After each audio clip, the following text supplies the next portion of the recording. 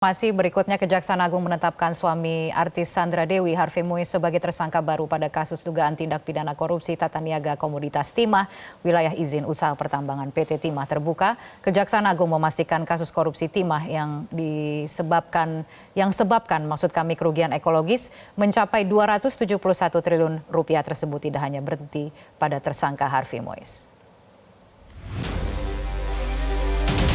Rabu 27 Maret lalu, Kejaksaan Agung menetapkan seorang tersangka bernama Harvey Muiz dalam perkara dugaan korupsi pengelolaan timah pada wilayah izin usaha pertambangan PT Timah Tbk 2015-2022.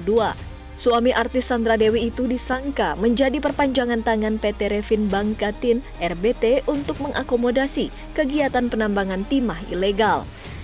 Diketahui, Harvey menghubungi Direktur Utama PT Timah Tbk 2016-2021, Mokhtar Rizal Palevi yang saat ini sudah ditetapkan sebagai tersangka untuk mengakomodasi kegiatan tambang timah ilegal di wilayah IUP PT Timah Tbk.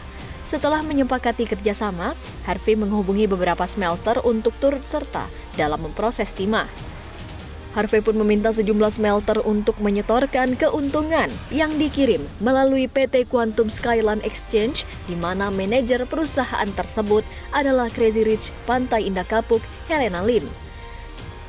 Atas kegiatan tersebut, maka selanjutnya saudara tersangka HM ini meminta para pihak smelter untuk menyisihkan sebagian dari keuntungannya diserahkan kepada yang bersangkutan dengan cover pembayaran dana CSR yang dikirim para pengusaha smelter ini kepada HM melalui PT QSIE yang difasilitasi oleh tersangka HLN. Adapun perbuatan yang disangkakan kepada tersangka HM ini diduga yang bersangkutan melanggar ketentuan pasal 2 ayat 1 dan pasal 3 junto pasal 18 Undang-Undang Pemberantasan Tindak Pidana Korupsi. Dengan penetapan Harvey sebagai tersangka, total ada 16 tersangka dalam kasus ini.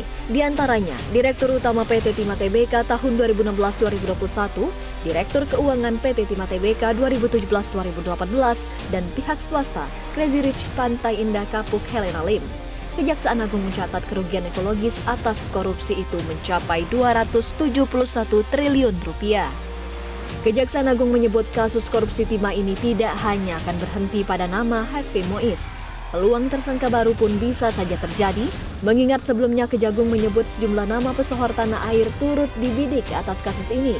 Karena bagi mereka yang terlibat dalam tindak pidana seperti suap, gratifikasi, hingga menikmati keuntungan juga dapat terseret di pusara kasus korupsi timah. Sejauh ini, sudah ada 148 saksi yang diperiksa oleh Kejagung. Tim Liputan Metro TV.